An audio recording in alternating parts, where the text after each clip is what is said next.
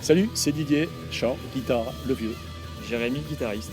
Michel, saxophoniste. Julien, batteur. Franck, bassiste. Michael Mazalera, harmoniciste. Avis aux amateurs de bon rock, les bootleggers sont de retour.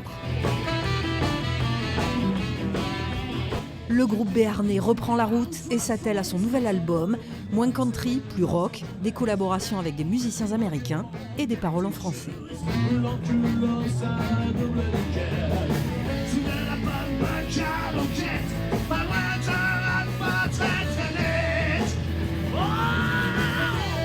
J'ai décidé à ce qu'on me comprenne un peu dans ce qu'on dit dans nos textes. Et puis maman m'a toujours reproché de chanter en anglais qu'elle ne comprenait pas, donc on va lui faire plaisir une dernière fois et chanter en français. Ça fait une quarantaine d'années qu'on est là, on s'est arrêté quelques temps avec les années Covid et on est de retour avec des jeunes qui m'ont redonné la foi un peu.